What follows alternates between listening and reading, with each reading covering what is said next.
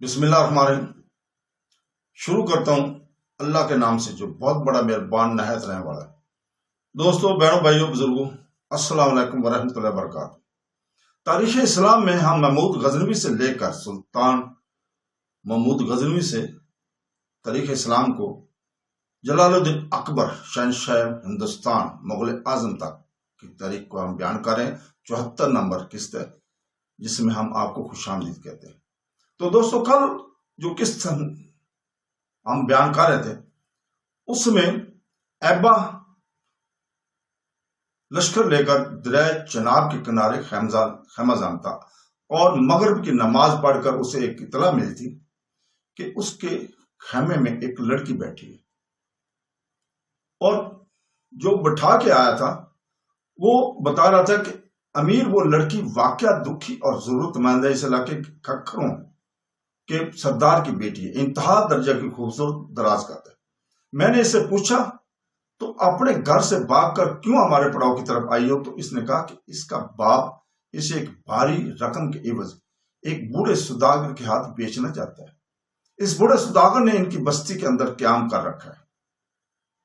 سوداگر نے اس لڑکی کے باپ سے، جو کھکھروں کا سردار بھی ہے، وعدہ کر رکھا ہے کہ ایک ہفتہ کے اندر اندر وہ مطلوبہ رقم اس لڑکی کے باپ کے حوالے کر دے گا اور لڑکی کو اپنے ساتھ لے کر چلتا بنے گا۔ اب یہ لڑکی نہ فروخت ہونا چاہتی ہے اور نہ اس بوڑھے کے ساتھ اس کی بیوی کی حیثیت سے زندگی بسر کرنا چاہتی ہے، اور اس کا کہنا ہے کہ شاید حالات اس کی مدد کر رہے ہیں، قدرت اس پر مہربان ہے جو مسلمانوں کا لشکر یہاں آ کر پڑاؤ کر گیا ہے اور وہ اپنی بستی سے بھاگ کر یہاں آ گئی ہے۔ اس کا یہ بھی کہنا تھا کہ اگر مسلمان یہاں آ کر پڑاؤ نہ کرتے تو پھر وہ جس روز اسے سوداگر کے حوالے کیا جانا تھا اسی روز دریائے چناب میں چھلانگ لگا کر اپنے آپ کو موت کی لہروں کے حوالے کر دیتی، خودکشی کر لیتی۔ وہ لشکر جب رکا تب اس کی طرف غور سے دیکھتے ہوئے ایبا کہنے لگا، اگر وہ اپنی بستی سے بھاگ کر ہمارے خیمہ گاہ میں داخل ہوئی ہے تو تم اسے میرے خیمہ میں کیوں بٹھائے ہو؟ اسے سمجھاتے کہ واپس اپنے ماں باپ کے گھر چلی جائے۔ اس طرح گھر سے بھاگنا بڑا معیوب اور شرمناک بات ہے۔ ایبا کو رک جانا پڑا، اس لیے کہ وہ لشکری بول رہا تھا، امیر، میں خود اس کے آپ کے خیمے کی طرف نہیں لے جا کر گیا۔ اس نے اس بات کی خواہش کا اظہار کیا تھا کہ وہ لشکر کے امیر سے ملاقات کرنا چاہتی، اس بنا پر میں اسے آپ کے خیمے کی طرف لے گیا تھا۔ ایبا ایک طرف ہو لیا اور اس لشکری کو مخاطب کر کے کہنے لگا، اچھا آؤ میرے ساتھ۔ وہ لشکری چپ چاپ ایبا کے ساتھ ہو لیا۔ ایبا جب اپنے خیمے میں داخل ہوا تو وہ لڑکی خیمے کے وسطی بانس کے ساتھ انتہائی پریشانی اور فکر مندی کی حالت میں کھڑی تھی۔ خیمے میں جلتی ہوئی چھوٹی سی مشعل کی روشنی میں ایبا نے دیکھا کہ وہ ننگی سچائی، سرد و جمال سے خوبصورت، شبنم کی گفتگو، بہاروں کے کلام سے افسین، جو محبت کی روانی اور چاہتوں کے معتبر کٹاؤں جیسے سندر تھی۔ اس کا گلاب بدن، اس کی سندلی بازو، جذب و کشش کی لہروں سے، اس کے خد و خال مشعل کی روشنی میں سے محبتوں کا خمار رسیلی اور میٹھی فوار بڑھائے ہوئے تھے۔ خیمے میں داخل ہوتی لڑکی کو مخاطب کر کے ایبا نے پوچھ لیا، تم کون ہو اور کیا چاہتی ہو؟ اس سوال پر وہ لڑکی چونکی، سنبھلی، پھر کسی قدر جرأت مندی کا اظہار کرتے ہوئے کہنے لگی، آپ دیکھ رہے ہیں کہ میں ایک لڑکی ہوں اور پناہ لینے کے لیے آئی ہوں۔ ایبا نے محسوس کیا کہ اس کے بولنے کے انداز اور اس کی آواز میں سنہرے خوابوں کا ایک جمالاتی شعور تھا۔ ایبا نے پھر اس سے مخاطب کیا، اپنے گھر سے بھاگ کر یہاں کیوں آ گئی ہو؟ اس طرح تو تم اپنے ماں باپ کے لیے بے عزتی اور بحث بن جاؤ گی۔ لڑکی نے پھر جرأت مندی کا اظہار کرتے ہوئے کہنا شروع کیا، میں بھاگ کر یہاں کیوں آئی ہوں یہ ساری داستان میں آپ کے ساتھی سے کہہ چکی ہوں اور اس نے آپ سے تفصیل کہہ دی ہوگی۔ اگر میں غلطی پر نہیں تو آپ اس لشکر کے امیر ہیں۔ جواب میں جب ایبا نے اس بات میں گردن ہلائی تب وہ لڑکی پھر کہہ رہی تھی، میرا نام شنکر ہے۔ اب میرا جہاں عورتوں کے آنکھوں سے سارے خواب چھین لیے جائیں، اس گلیوں کے گندے پانی کی روانی سمجھا جائے، اس کی ذات کو بھوک کے آنکھوں کی رقاصہ، اس کے مقدر کو پیاس کا تاریخی ورثہ خیال کیا جائے، اس کی زندگی کو تنگ اور آر کا نصاب بنا دیا جائے، اور جہاں اس کی خوش رنگ خوابوں کی خونی تعبیروں سے مرثا کر دیا جائے۔ امیر، ایسے معاشرے میں لڑکیاں اس طرح گھر سے بھاگتی ہیں اور بھاگا ہی کرتی ہیں۔ ہمارے یہاں عورت کو بکھرے قصوں، کھوئی کہانیوں سا ارازاں خیال کیا جاتا ہے، بے ضمیر روشنی اور سرابوں اور عذابوں کی دھول جیسا بے وقت سمجھا جاتا ہے۔ یہاں تک کہنے کے بعد شنکر جب رکی تب ہاتھ کے اشارے سے ایبا نے اسے ایک نشست پر بیٹھنے کے لیے کہا۔ جب وہ بیٹھ گئی تب اپنے اس لشکری کو لے کر ایبا بھی وہاں بیٹھ گیا۔ اس کے بعد شنکر کو مخاطب کر کہنے لگا، مجھے تمہارا نام شنکر بتایا گیا، دیکھو میری مجبوری ہے، ہماری مجبوری یہ ہے کہ ہم تمہیں اپنے لشکر میں رکھ نہیں سکتے۔ ہمارے لشکر میں اس وقت ایک بھی عورت نہیں ہے، اگر ہمارے لشکر میں عورتیں ہوتی تو ہم تمہیں ان کے اندر رکھتے، بنا دیتے، اور اگر پھر تھوڑی دیر تک تمہارے لواحقین تمہیں تلاش کرتے ہوئے یہاں آ گئے اور تم نے ہم سے مانگا تو ہم کیا جواب دیں گے؟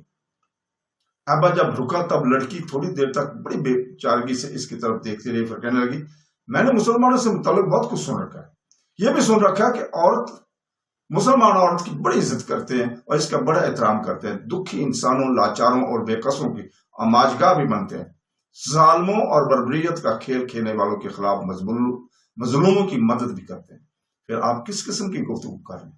میں آپ کے لشکر میں پناہ لینے کے لیے آئی ہوں، میں ایک بار عصمت اور آبرو مند لڑکی ہوں، میں یہ بھی جانتی ہوں کہ میں خوبصورت ہوں، پرکشش ہوں، بھاگ کر کہیں بھی کسی من پسند نوجوان کے ساتھ شادی کر کے اپنی زندگی کا رخ بدل سکتی ہوں، اور میں ایسا نہیں کرنا چاہتی۔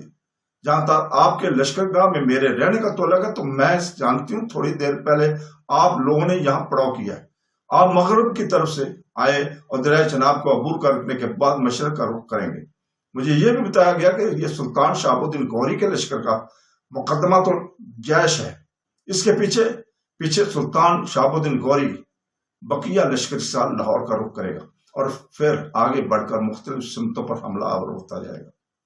میں آپ کے لشکر میں عورت بن کر نہیں رہوں گی، نوجوان ہوں، حرب اور ضرب کے ہنر بھی جانتی ہوں، سفیانہ لباس میں آپ کے لوگوں کے ساتھ جنگوں میں حصہ لوں گی۔ ساتھ ہی میں یہ بھی پیشکش کرتی ہوں، آپ اس لشکر کے امیر ہیں، مجھے اس لشکر میں رہنے دیجیے گا، میرے کردار، میرے اخلاق، میرے اٹھنے بیٹھنے والے، میری بول چال، میرے سلوک اور میرے رویے کا بغور جائزہ لیجیے گا۔ اگر آپ میرے ان سارے اوصاف سے مطمئن ہوں تو میں چاہوں گی کہ آپ مجھ سے شادی کر لیں۔ اگر آپ مجھ میں کوئی عیب، کوئی کمی یا کوئی خامی دیکھیں تو اپنے لشکر کے جس لشکر سے بھی آپ مجھے بیاہ دیں گے میں زندگی بھر آپ کی ممنون اور شکر گزار ہوں گی۔ ساتھ یہ بھی پیشکش کرتی ہوں کہ آپ کے لشکر میں رہتے ہوئے میں اسلام قبول کر لوں گی، اور اس لیے کہ ہم لوگ بے دین اور لا مذہب لوگ ہیں۔ ہمارے یہاں بیٹی کو فروخت کیا جاتا ہے، اسے گھر سے باہر لا کھڑا کیا جاتا ہے، اگر کوئی گاہک رقم دے کر خرید لے تو اس کے حوالے کر کے اسے روزانہ روانہ کر دیا جاتا ہے، اور گاہک نہ ملے تو موت کے گھاٹ اتار دیا جاتا ہے۔ آپ خود سوچیں ایسے معاشرے میں کیا لڑکی اور عورت کے ساتھ یہ ظلم اور جبر اور اس کے حقوق پر بربریت کا شب خون نہیں ہے کیا؟ شنکر کی اس گفتگو کا جواب ایبا دینا ہی چاہتا تھا کہ عین اسی لمحہ ایبا کا ایک چھوٹا سلا اس کے خیمے کے دروازے پر نمودار ہوا، اور اس سے کسی قدر پریشانی اور فکر مندی کا اظہار کرتے ہوئے ایبا کو مخاطب کر کہنے لگا، امیر، اس لڑکی کے کچھ عزیز و اقارب اسے تلاش کرتے ہوئے ہمارے پڑاؤ میں داخل ہوئے ہیں، میں نے اس جگہ روکا ہے جہاں لشکر کے لیے کھانا تیار کیا جا رہا ہے، اسے تلاش کرنے کے لیے آنے والے دو ہیں، ایک بوڑھا ہے، دوسرا جوان۔ بوڑھے نے اپنا نام دھرم دت اور جو جوان ہے اس نے اپنا نام گل چند بتایا۔ ان میں سے جو بوڑھا دھرم دت ہے اس کا کہنا ہے کہ اسے چند لوگوں نے خبر دی ہے کہ ہماری لڑکی مسلمانوں کے پڑاؤ کی طرف بھاگی ہے، اور وہ اس لڑکی کو تلاش کرتے ہوئے پڑاؤ میں داخل ہوئے ہیں اور آپ سے ملاقات کرنے کی خواہش مانگی۔ ایبا نے سلار کو ہاتھ کے اشارے سے خیمے کے اندر بلا لیا۔ جب وہ اندر داخل ہوا اور ایبا نے اسے اپنے قریب ہی بیٹھنے کے لیے کہا، جب وہ بیٹھ گیا تب ایبا نے شنکر کو مخاطب کیا، دیکھ لڑکی، جن خدشات کا میں نے اظہار کیا تھا وہ آخر ظاہر ہوئے۔ پہلے یہ کہو کہ وہ یہ دو تمہیں لوگ تلاش کرنے کے لیے آئے ہیں، ان سے تمہارا کیا رشتہ ہے؟ شنکر بیچاری پریشان اور فکر مند ہو گئی تھی۔ ایک دم اس نے کوئی فیصلہ کیا، آگے بڑی عاجزی اور انکساری کے ساتھ اپنی گردن کو خم کرتے ہوئے اس نے ایبا کے دونوں پاؤں پکڑ لیے، پھر رو دینی آواز میں وہ کہہ رہی تھی، امیر، میں آپ کو آپ کے خدا اور آپ کے رسول صلی اللہ علیہ وسلم کا واسطہ دیتی ہوں، مجھے تلاش کرنے والوں کے ساتھ واپس نہ بھیجیے گا، ورنہ یہاں سے واپس لے جانے کے بعد وہ میرے تن سے میری گردن علیحدہ کر کے مجھے دریا میں پھینک دیں گے۔ اس سے بہتر ہے آپ اپنے ہاتھوں سے میرا گلا گھونٹ کر مجھے دریا برد کر دیں۔ یہاں تک کہنے کے بعد شنکر مزید کچھ کہنا چاہتی تھی کہ ایبا نے فوراً اس کے ہاتھ پکڑ کر ارادہ کی، پاؤں اس نے پیچھے کھینچ لیے تھے۔ کسی قدر ہمدردی سے اسے اب خاطب کرتے ہوئے کہنے لگا، پہلے یہ بتاؤ کہ یہ کون ہے؟ شنکر بیچاری کی آنکھوں میں آنسو تیرنے لگے تھے، کہنے لگی، دھرم دت میرا باپ اور گل چند میرا بھائی۔ میں ایک بار پھر آپ کی منت کرتی ہوں کہ مجھے آپ ان کے ساتھ واپس نہ بھیجیے گا۔ اگر آپ مجھے اپنے پڑاؤ میں نہیں رکھنا چاہتے تو نہ صحیح، میں آپ پر زور نہیں دیتی، پہلے انہیں واپس کر دیجیے گا، اس کے بعد مجھے دریا کنارے لے جائیے گا، اپنے ہاتھوں سے میری گردن کاٹ کر دریا میں پھینک دیجیے گا، اس لیے کہ میں اب واپس گھر جانا نہیں چاہتی۔ اگر میں نے ایسا کیا تو یہ لوگ مجھے بڑی ذلت اور کرب کی موت ماریں گے۔ شنکر جب خاموش ہوئی گئی تو بڑی بے بسی کے عالم ایبا نے اپنے چھوٹے سالار کی طرف دیکھتے ہوئے خاطر کیا، میرے بھائی تم ہی کچھ بولو، ہمیں کیا کرنا چاہیے؟ لمحہ بھر کے لیے چھوٹے سالار نے ایبا کی طرف دیکھا، پھر بڑی سنجیدگی سے کہنے لگا، امیر تلاش کرنے والے اسے تلاش کرتے پھرے، لیکن لڑکی مظلوم ہے، یہ بے باس ہے۔ جس وقت اس نے اپنے لشکریوں کو اپنی مظلومیت کی داستان سنائی تھی، میں اس وقت وہاں موجود تھا۔ وہ لوگ اسے کیوں زبردستی کسی بوڑھے کے ہاتھ فروخت کرنا چاہتے ہیں؟ اگر آپ مجھ سے مشورہ مانگتے ہیں تو میں یہ کہوں گا کہ اگر یہ ہمارے لشکر میں رہتی ہے تو ہمارا کوئی حرج ہے۔ وہ سالار جب خاموش ہوا تو ایبا چھاتی تانتے ہوئے کہنے لگا، میں کسی پر اپنی مرضی، اپنا ارادہ، اپنا فیصلہ مسلط نہیں کرتا اور نہ کرنا چاہتا تھا۔ اب جب کہ تم بھی میرے ہم خیال ہو تو میں کہتا ہوں کہ اس لڑکی کو واپس نہیں کیا جائے گا جب تک یہ چاہے ہمارے لشکر میں قیام کر سکتی۔ جب یہ جانا چاہے گی کوئی اس کی راہ نہیں روکے گا۔ لشکر میں یہ اگر کسی کے ساتھ شادی کرنا چاہے گی تب بھی اس کا اہتمام کر دیا جائے گا اور اسے ایک باوقار اور باعزت زندگی بسر کرنے کا موقع فراہم کیا جائے گا۔ ابا کے ان الفاظ پر شنکر ایسی خوشی ہوئی تھی کہ آگے بڑی، ابا کے دونوں ہاتھ اپنے نرم گداز اور خوبصورت ہاتھوں میں لے کر اس کے ہاتھوں کو چوما، پر ابا نے ایک دم اپنے ہاتھ پیچھے کھینچ لیے، کہنے لگا، یہ تم کیا کرنی ہے؟ یہ تم کیا کرتی ہو؟ تمہیں اس قدر ہمارا ممنون ہونے کی ضرورت نہیں ہے۔ پناہ حاصل کرنا تمہارا حق بنتا ہے، ہر مظلوم کی اعانت کرنا مسلمانوں کا فرض ہے۔ دیکھو تمہارا باپ، تمہارا بھائی تمہیں تلاش کرنے کے لیے آئے ہیں، وہ مجھ سے ملنا چاہتے ہیں۔ یہ بات اب تم دل سے میں بٹھا لو کہ ہم اب تمہیں ان کے حوالے نہیں کریں گے، لیکن فی الحال تم دوسرے خیمے میں چلی جاؤ، میں انہیں یہاں بلاتا ہوں، گفتگو کرتا ہوں اور دیکھتا ہوں وہ کس رد عمل کا اظہار کرتے ہیں۔